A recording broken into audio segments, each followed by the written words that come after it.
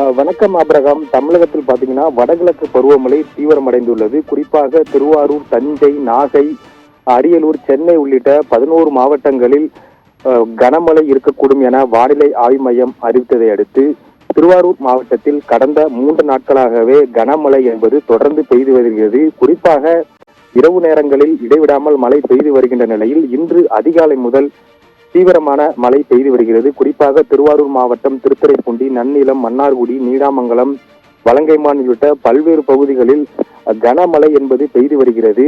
குறிப்பாக கடந்த 2 மணி நேரத்தில் திருத்துறைப்பூண்டியில் மட்டுமே பாத்தீங்கன்னா 7 சென்டிமீட்டர் மழை என்பது பதிவாகி உள்ளது.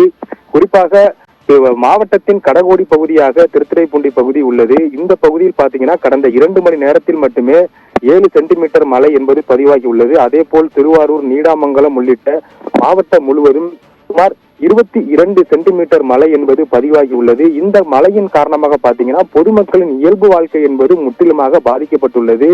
மேலும் அன்றாட வேலைக்கு செல்லக்கூடியவர்கள் மிகவும் பாதிப்பு அடைந்துள்ளனர் என்பது குறிப்பிடத்தக்கது. மேலும் தற்போது இந்த மழையானது சம்பா சாகுபடியில் ஈடுபட்டுள்ள விவசாயிகளுக்கு பயன் தரக்கூடிய வகையில் இருந்தாலும் இன்னும் தொடர்ந்து ஓரிரு தினங்கள் இந்த இடைவிடாது கனமழை பெய்தால் சம்பா சாகுபடி முற்றிலும் பாதிக்கக்கூடிய சூழல் நிலவி வருகிறது. ஆபிரகாம்.